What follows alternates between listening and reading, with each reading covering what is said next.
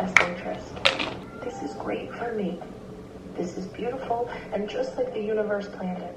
And we're leaning in because the experience and the adventure itself is incredibly fun. And that's why I'm here. And if you remind yourself of that shit over and over and over, trust me, your perspective will shift. Ugh. I literally have to keep my alarms on vibrate because if I hear that sound, you guys know the sound. If I hear the sound, I will literally throw my phone across the room. I won't do that, but it makes me very angry. Anyways. Good morning. He's like, feed me. Parenthood. Aww.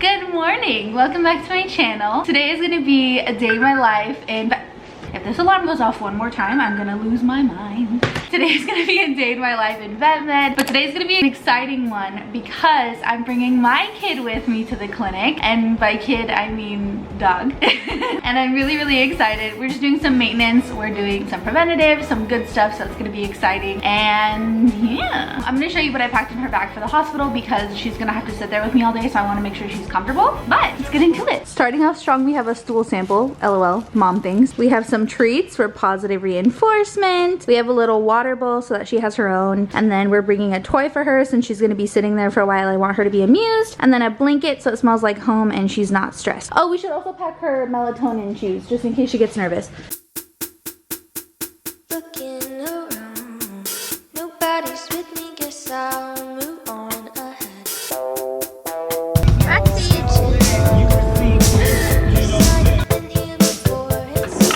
Aha. It's gonna be around 10 a.m.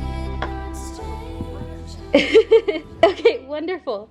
Good morning, Mr. Bill. This is Mr. Bill. He's our hospital cat. We just gave him a dinosaur haircut the other day, so he looks radical right now. He's very cute. We love him. Yeah, look at you with an actual camera. Oh yeah, it's my thing. This is Kip. He's very sweet. We always joke that he looks like a man. He's one of the doctor's cats. He's so sweet. He's normally out exploring, but I guess he was like sleeping earlier, so they just had him in here. Hi. Hey, bestie. Hey, girl. Oh. Hi. Hi.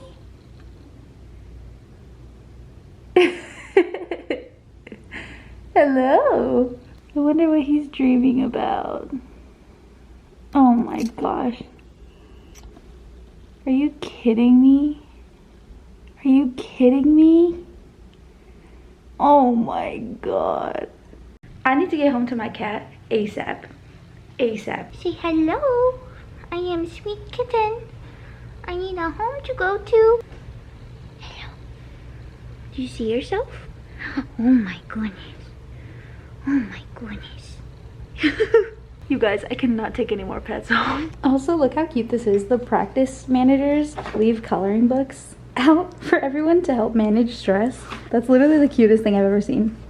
And of course, it has to be a cat coloring book. And the baby ferret, so small. So small. Oh my goodness, you are so cute. Look at you. Oh, thank you. Thank you for the kiss. Thank you. Oh. What does it smell like? Hmm? Oh? Oh?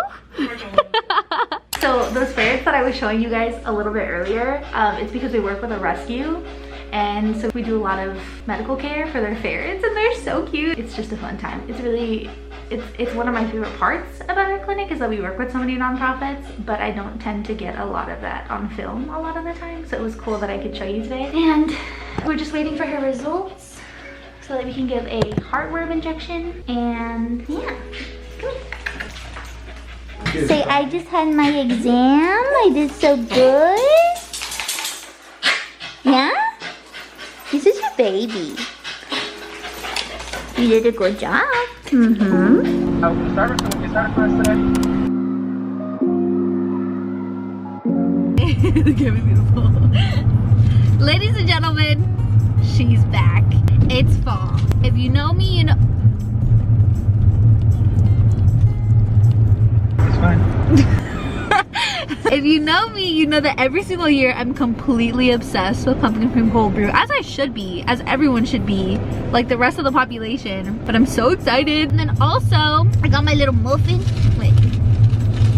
I got my little muffin. Oh, these freaking smack. If you haven't tried this, these hoes smack. We took Roxy home because there was no point in having her just sit at the hospital. She didn't need to be there. And I'm gonna go back to work, and then I'll probably catch up with you later because work is probably gonna pick up and get really crazy when I get back. So, see you then. All right, bye friends. Hi, honey. And here they come. Sit. Edinger, sit. Good boy. Yeah. Good boy. You're so cute, bro. Good girl. Hello, I'm home now. What you just saw was me taking Roxy for our daily, once I get home from work, midday walk so she can poop, mom things. What you didn't see was me literally lock myself out of the building because I forgot to take my key with me. And in my building, you need a key to get everywhere. Like, you literally cannot access anything without a key, like every few feet. So Daniel had to drive back from work and let me in the building, which was cute of me. Anyways, I figured that I would give you a little update because this vlog is literally about me taking Roxy to work with me today. If you're watching this vlog, you're probably curious about veterinary medicine and what that entails. I am not in a position to give you medical advice at all, so just let that be known. But I can tell you what we did for my kid today and why and what it means. So, Roxy! Hi! Wanna come tell him? Say hi! Oh, that's the spot, that's the spot, that's the spot.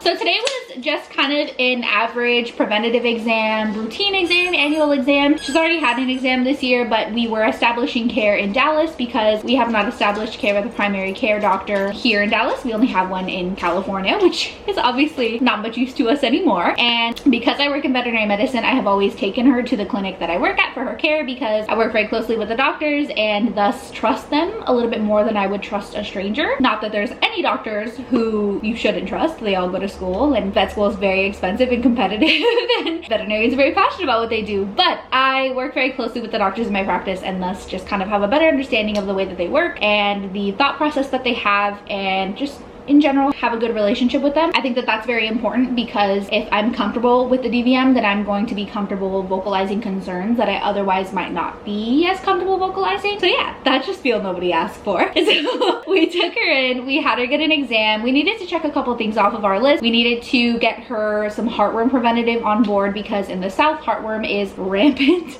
And I have been so anxious every single time we've left the house with her that it's gonna be the one time she gets it. And heartworm is a scary thing, so I just would rather not go through that. Before you can get heartworm preventative, your pet has to go through heartworm testing to make sure they don't already have heartworms living in them. Keeping with the trend of preventative, we needed to get her some more flea and tick preventative. We thought that we were gonna have to update some vaccines, but all of her vaccines are valid until about 2022, so that's nice. We got her anal glands expressed, we got a fecal test done, all good things.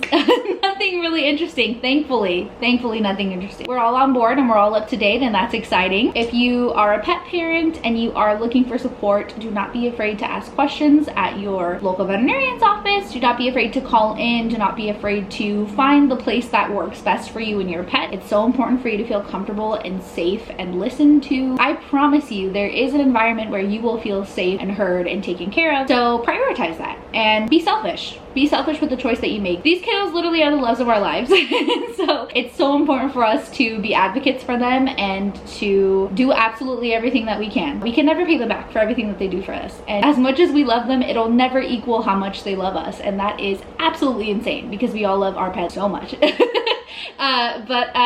Yeah, anyways, I could go on about that forever. That's why I'm in the fields, but I'm not gonna bore you with that right now. But what I am gonna bore you with is a haul because I just got back from Target and I'm excited about the things that I bought. So let's go do that.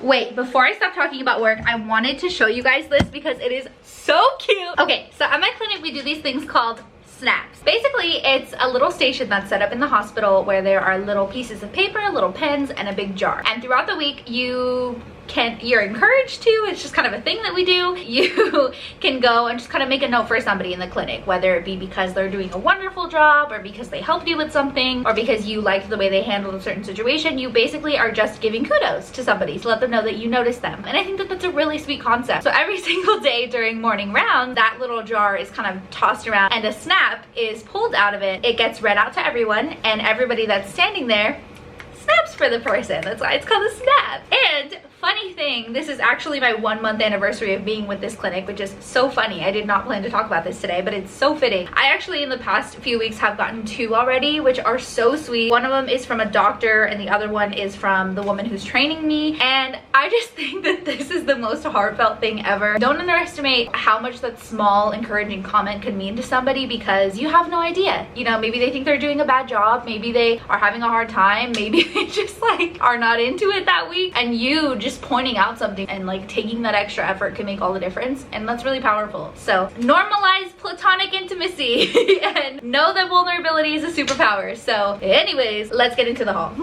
So first thing I got is this cute little cup for my morning coffee, morning matcha, morning chai, whatever I want to put in it. And that's what I love about it, is that it's so versatile. I love this little wood top. I love the way that it pops open like this. I love that it is made from earth-friendly materials, and I'm just really excited about it. I think it's super cute. So that was the first thing.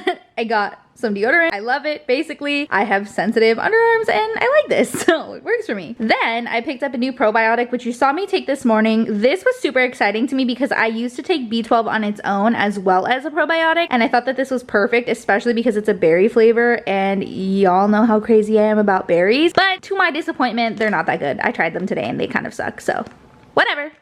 Worth a shot. And then, ladies and gentlemen, for the most exciting thing, I bought a tote bag that perfectly matches my scrubs, and I am ecstatic about it. Like, are we kidding? How cute am I gonna be walking into work? Like, who is she? Who? Me with no shoes on? Bye. On another note, I'm so proud of myself for, oh my gosh, actually, before I get into that, these beautiful flowers were given to us by our neighbor because, funny story, we found her dog the other day. She was like a lost dog. We brought her home for a few hours and we ended up reconnecting them at the end of the day because it ended up working itself out, but she was the cutest thing. She was an Australian cattle dog, and the owner was so grateful that she got us flowers, and it was so sweet. It was nice to meet her also because we don't really know many of our neighbors. Well, that's a lie. We kind of do, but anyways, this was the point. Anyways, I'm really proud of myself for how much less consuming I do these days. I used to walk into Target and just buy everything that I liked. I make it a point to be more deliberate with the things that I am bringing into my life, bringing into my home, because I don't want to contribute to toxic consumerism and waste. A few weeks back when, this is like getting on another subject, but a few weeks back when the UN released their red report, I was devastated. If you know me, you know that I'm really passionate about climate activism and a lot of activism, but very passionate about climate activism. And most days, the thing that gets me through feeling discouraged and feeling like the world is gonna end is sitting down and talking to myself about what's in my control and what's not, and kind of going from there. But when they announced that report, it kind of felt like there's no talking me off this ledge. This is the official report. That was a bad metaphor to use, but you guys get the point. Yeah. So that was kind of rough, and so I'm kind of back in this place where I am just doing what I can, and I encourage you to do the same. Not every single green alternative is realistic for every family, and that's totally fair and that's totally valid, but I encourage you to do what you can and consume less, you know? Like, I'm not perfect. There's plastic on half of those things that I just bought, but it's better than buying 20 things with plastic like I used to. Today, I only bought 4. So baby steps, do what you can, educate yourself, fill your Instagram feed with activism and people who inspire you and people who educate you and make you feel warm and encouraged. But on the other end of that coin, also make sure that you follow people who are comforting to look to when you also feel that climate anxiety, when you have consumed too much informational media media and it's like, okay, that's enough. I just need a safe place to go. Have a good balance of both is my suggestion. Anyways, this is turning into something completely different. If you're new here, we normalize skin texture and being a real human with life experiences and wear and tear to show it, baby. So this is my natural skin. I encourage you to understand that your body is the least interesting thing about you. The thing is that you do not have to love your body in order to appreciate it. I think that while body positivity is its own beautiful community, I really resonate with the body neutrality community. And if you've never heard of that, I encourage you to look into it. But whatever works for you, works for you. I have talked for way too long. Let's go. The next time you see me, I will be in workout clothes. 3, 2, 1. Let's go.